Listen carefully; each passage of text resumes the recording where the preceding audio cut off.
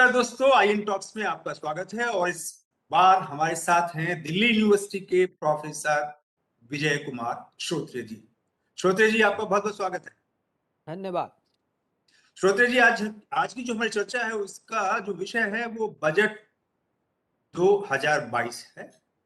और इस बजट में क्या क्या चीजें खास रही हैं, जहां तक मैं अभी तक समझा हूं कि इंफ्रास्ट्रक्चर और डिजिटाइजेशन को खास तौर से सरकार ने अपने फोकस में रखा है। आप इस बजट को किस दृष्टि से देखते हैं और इसके क्या लाभ हैं और इसमें क्या कमियां रह गई हैं? थोड़ा, चूंकि आप एक प्रोफेसर हैं, कॉमर्स के वाणिज्य के प्रोफेसर हैं आप, तो मैं उस दृष्टि से जानना चाहता हूं कि इस बजट में क्या क्या खूबियां हैं और क्या क्या खामियां हैं। धन्यवाद राजीव जी। ये बजट कोई पॉपुलर बजट नहीं है। जैसा कि बहुत सारे लोगों को संभावनाएं थी कि 5 राज्यों में इलेक्शन होने वाले हैं, तो हो सकता है सरकार कुछ विशेष नीतियां या कुछ फोर्स इस तरीके की इन स्टेट्स को लेकर अनाउंस करे। तो ये एक बहुत पॉजिटिव चीज़ है कि सरकार ने पॉलिटिक्स को बजट से थोड़ा दूर रखा है। और एक और चीज़ जो महत्वपूर्ण है बजट के कंटेक्स्ट में, वो ये है कि आज से करीब 8-9 साल पहले बजट का की जो जब महत्व होता होता था, वो महत्व धीरे धीरे कम हो रहा है। क्योंकि सरकारें बीच में बहुत सारे अनाउंसमेंट कर देती हैं, और जब भी समय होता है उस समय योजनाएं लाती हैं। तो उस प्रकार से अगर देखा जाए तो बजट से जो मिडिल क्लास है वो थोड़ा एक्सपेक्टेशन चाहता है, सैलरी में जो उनके टैक्सेशन है उसके ऊपर वो सोचता है कि शायद कुछ रिलीफ मिलेगा, हम लोग कुछ पैसा बचत कर पाएंगे। तो ये सारी संभावनाएं, ये अपेक्षाएं होती हैं। तो जिन अपेक्षाओं में यदि हम आज के बजट को देखें तो पिछले मेरे ख्याल से 8 या 9 सालों से जो स्लैब रेट है वो अभी तक सेम है। लेकिन ऑल सेड एंड डन अगर हम पिछले साल के घाटे को देखें तो इस बार घाटा बढ़ा है, जो कि संभावित था। स्पेशली जो कैपिटल एक्सपेंडिचर है वो ज़्यादा सरकार ने करने का प्रयास किया है इस बार, और ये एक बहुत ही अच्छी सोच है। और प्रोफेसर श्रोत्रिय, मैं आपको बीच में रोक रहा हूं, लेकिन आपने जी दो बातें कही हैं बहुत अलग हैं, जो अभी तक ना तो मुझे किसी चैनल पे सुनने को मिली है, ना किसी व्लॉगर्स ने अभी तक इस बात को कही है, ना किसी यूट्यूब चैनल पर मैंने अभी तक देखा है। आपने कहा है ये पॉपुलराइज बजट नहीं है, जैसा लोग सोच रहे थे कि 5 राज्यों में चुनाव हैं और उन चुनावों को देख करके बजट लाया जाएगा। और एक ये पॉजिटिव साइन है कि सरकार ने बजट को पॉलिटिक्स से हटा करके देखा है, रखा, पेश किया है। तो ये वास्तव में आप एक बहुत नई बात कही है। इसके अलावा आप मुझे बताइए कि जिस तरीके से ये डिजिटल यूनिवर्सिटी खोलने की बात कर रहे हैं हाँ हाँ और जो आपके डाटा सेंटर्स हैं उनको हाँ इंफ्रास्ट्रक्चर में शामिल कर रहे हैं, हम्म। और जो इंफ्रास्ट्रक्चर पर मेनली इन्होंने फोकस किया है, बाकी इंफ्रास्ट्रक्चर पर भी, तो इससे क्या संदेश देना चाहते हाँ, बहुत बढ़िया। देखिए, जैसा कि मैंने कहा कि ये पॉपुलर बजट नहीं है, जैसा कि हम लोगों ने हमेशा देखा है, और उसके शायद कुछ और कारण रहे होंगे, और कभी जब हम लोग नीति के बारे में बात करेंगे तो उसके ऊपर बात कर सकते हैं। लेकिन अगर आप इस बजट को देखते हैं तो जो फोकस इन्होंने डिजिटाइजेशन के ऊपर की है, और जो फोकस इंफ्रास्ट्रक्चर को दिया है, जैसे कि अब देखिए, मैंने अभी भी आपसे कहा कि सरकारें अलग अलग समय पर योजनाएं लाती रही हैं। गति शक्ति योजना, अब हैं? देखिए इसका अनाउंसमेंट अक्टूबर में हुआ, और आज सीतारमन जी ने इसके लिए क्या क्या एलोकेशन है और इस ओर किस प्रकार ये लोग बढ़ेंगे, इसका एक ब्लूप्रिंट टाइप का प्रेजेंट किया, जो कि एक बहुत ही अच्छी बात है। तो अगर हम और वहीं वहीं पर उसी इंफ्रास्ट्रक्चर में उन्होंने लॉजिस्टिक मैनेजमेंट की भी बात की, उन्होंने रोड ट्रांसपोर्टेशन की बात की, उन्होंने रेल, देखिए बताया है कि भाई नेक्स्ट 3 सालों में करीब 400 ट्रेन नई आएंगी, और वो भी एक तर्ज पर, एक स्पेसिफिक तर्ज पर आएंगी। ये मेरे ख्याल से एक देश के लिए बहुत अच्छा संकेत है।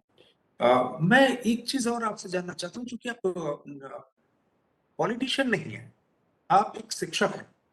लेकिन इस बजट के बाद में जो पॉलिटिशियंस के जो रिएक्शंस आए हैं, उनको भी थोड़ा सा ध्यान रखना पड़ेगा। पॉलिटिशियंस के रिएक्शंस ये आए हैं कि एमएसएमई के लिए कुछ नहीं है, गरीब तबके के लिए कुछ नहीं है, और साहब इन्होंने जो बजट है उसकी आत्मा को ही इन्होंने ठीक से पेश नहीं किया है।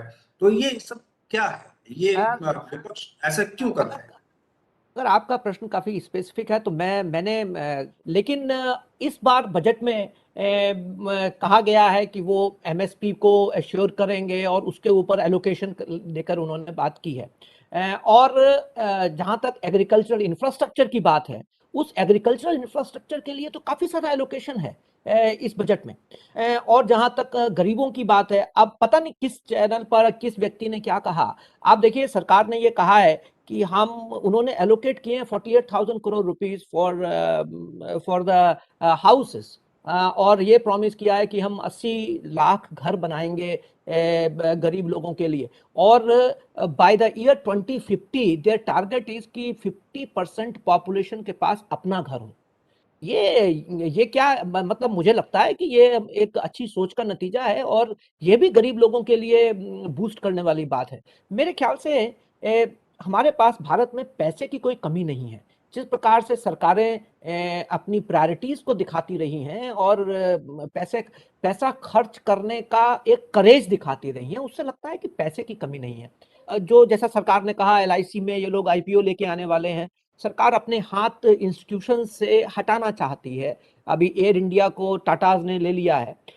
ये एक स्टेप, अच्छा स्टेप है, परंतु हमें शायद इन सारी चीजों के लिए प्रॉपर रेगुलेशन लाने की आवश्यकता है और सरकार को इसमें अधिक इन्वेस्ट करने की आवश्यकता है कि हम अपने रेगुलेटरी फ्रेमवर्क को स्ट्रॉन्ग करें।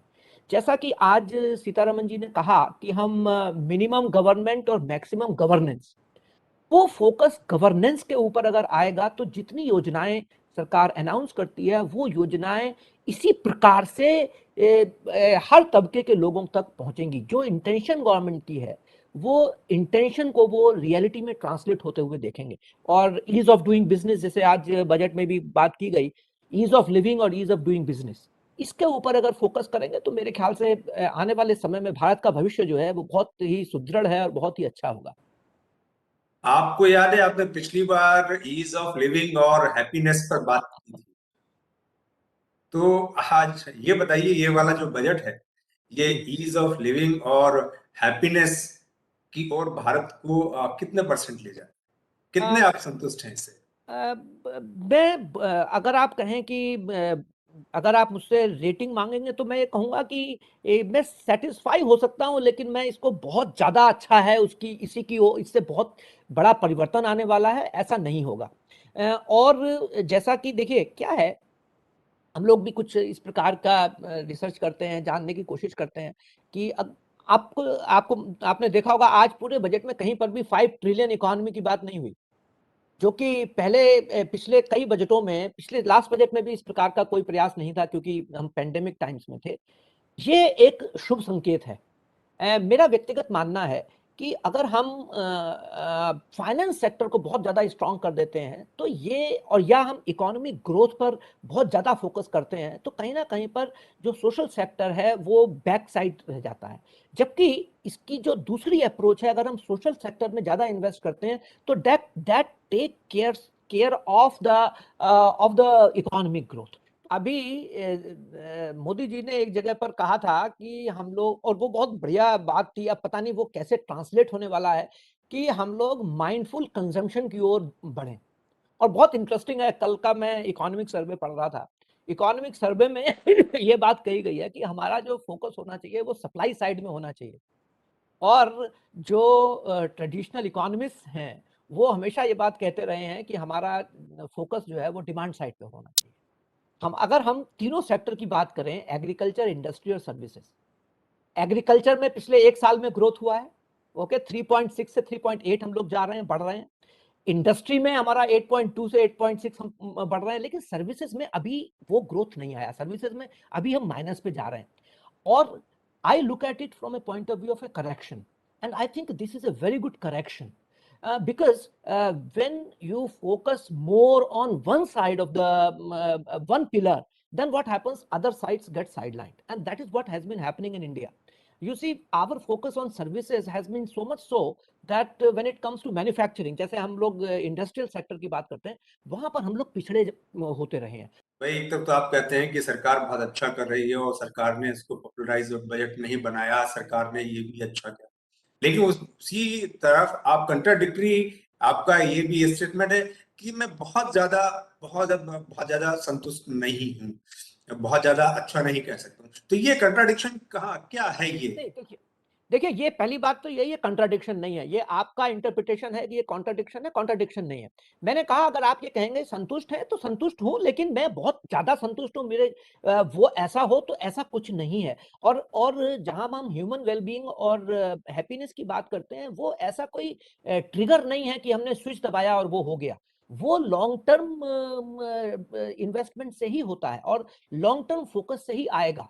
और अच्छा, उसके आपका लिए कहने का मतलब ये है कि कुछ हम आगे बढ़ रहे हैं, लेकिन ऐसा नहीं है कि हमने अभी कुछ अचीव कर लिया है, हम अचीव करने की तरफ बढ़ रहे हैं। पढ़ रहे हैं, यस। और दूसरी चीज है कि ये देखिए, ये सारी चीजें, ये सारा आपको एक बड़ी, जैसे हम लोग कहते हैं ना, मेढक को हम जब गर्म पानी में डालते हैं, उबलते हुए पानी में डालते हैं, तो मेढक छटकता है और उसकी डेथ हो जाती है। और अगर मेढक को डालकर आप पानी बॉईल करते हैं तो मेढक जो है उसको अपने आप को अडेप्ट कर लेता है। वही चीज है। देखिए, we need gradual change, we do not need sudden change. No policy can bring, and whenever we go for sudden changes, it boomerangs. We have seen the results of that. So I think we should look at it from step by step approach. We should follow step by step approach. और ये जो मैंने जब कहा ना correction की बात है, कि करेक्शन किस लिए है, कि हमारा जो ओवर इम्फेसिस सर्विस सेक्टर पे है, वो अगर हम, if we are able to develop our manufacturing sector well, then it will create more employment. Okay, you see, unemployment की बात भी काफी लोग करते रहे हैं। ये समस्या नहीं है कि हमारे यहाँ अनएम्प्लॉयमेंट इतना बढ़ रहा है, बल्कि ज्यादा समस्या यहाँ पर है कि अनएम्प्लॉयबिलिटी, एम्प्लॉयबिलिटी की इशू है।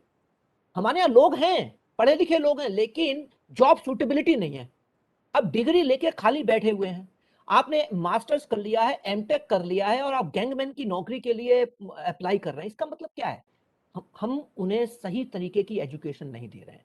इसलिए एजुकेशन में इन्वेस्ट करना और एजुकेशन में इन्वेस्ट करके उसको रेगुलेट करके ठीक तरीके से देखना, ये दोनों चीजों की आवश्यकता है।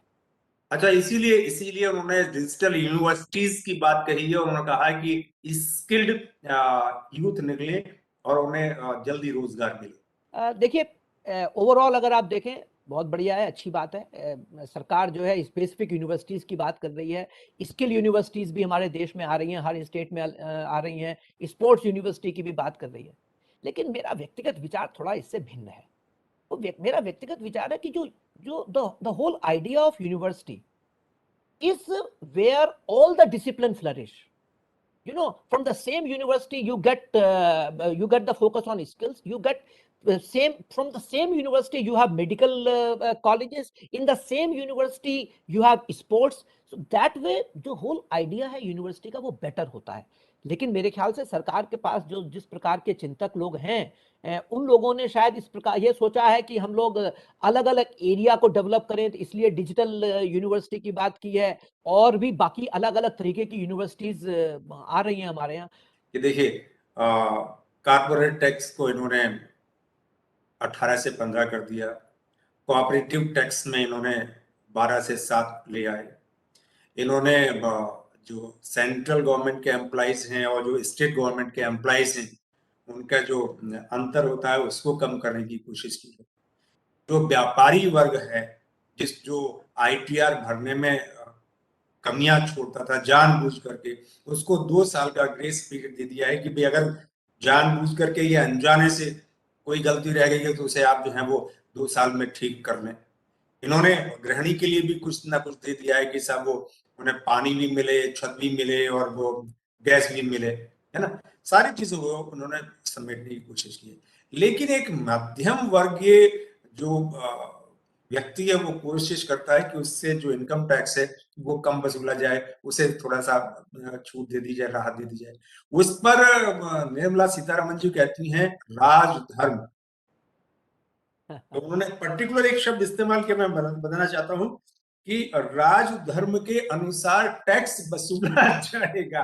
तो मुझे ये बताइए, ये राजधर्म केवल मध्यम वर्गीय लोगों के लिए ही है क्या? इसको मैं किस प्रकार से देखूं? देखिए, ऐसा है कि मध्यम वर्गीय लोगों को टैक्स में कुछ रिलीफ तो नहीं मिला है। On the other side also, I think if I have to take it as a positive thing, then at least they have not imposed new taxes on them. So, मतलब राजधर्म ने उन्हें tax बढ़ाने से, tax slab high करने से, उससे रोक दिया। देखिए, राजधर्म की बात अगर आप करते हैं तो जब चाणक्य के समय में 2400 साल पहले जब अर्थशास्त्र चाणक्य ने लिखा था, तो उसमें भी उन्होंने एक्सचेकर को स्ट्रॉन्ग करने की बात कही थी और राजा को नेचुरल। और देखिए, मेरे ख्याल से एक मेजर कंपल्शन रहा होगा, वो इसलिए रहा होगा कि लास्ट टाइम में जो डेफिसिट था, वो डेफिसिट इस बार में बढ़ा है और उसके लिए उन्होंने कैपिटल एक्सपेंडिचर ज्यादा किया है। अब शायद यही एक बड़ा रीजन रहा होगा और कहीं ना कहीं पर मिडिल क्लास के लोगों की तरफ से उस तरीके का प्रेशर भी गवर्नमेंट के ऊपर नहीं रहा। अगर आप मेरे से मैं अपने विचार रखूं इसमें, तब मेरा ऐसा विचार होगा। ये इस टोटल बजट को एक शिक्षक के नाते, एक प्रोफेसर, एक कॉमर्स के प्रोफेसर के नाते, आप इस बजट को कितने अंक देना चाहेंगे? और आखिर में आप इस बजट में क्या क्या सुधार और हो सकते थे, संक्षिप्त में इस पर थोड़ा सा। बजट को मैं कितने अंक देना चाहूंगा? अगर मैं आप 10 में से, मैं 10 में 7 नंबर दे सकता हूं बजट को। और अगर आप मुझसे पूछे, मैं कहूंगा कि ये एक बहुत दूरदर्शी बजट है। जैसा कि शुरुआत से अब तक मैं कह रहा आ रहा हूं कि बजट अब उस प्रकार के डॉक्यूमेंट्स नहीं रहे जिस प्रकार के डॉक्यूमेंट्स पहले हुआ करते थे। जो आशाएं मिडिल क्लास को थी सैलरी को लेकर, वो उस पर शायद ये बजट बहुत खरा नहीं उतरा है, but I think people will not be disheartened as a whole. If I have to say, I think people will not be disheartened en masse, and people will appreciate that at least there is no further tax, and as a country we are building ourselves better, and our future as a countrymen, as citizens of the country is bright. धन्यवाद professor श्रोत्रिय। और दर्शकों, ये थे Delhi university के professor विजय श्रोत्रिय, जो budget पर हमारे साथ अपनी राय रख रहे थे।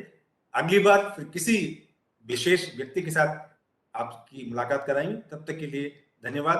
धन्यवाद प्रोफेसर श्रोत्रिय। नमस्कार। नमस्कार।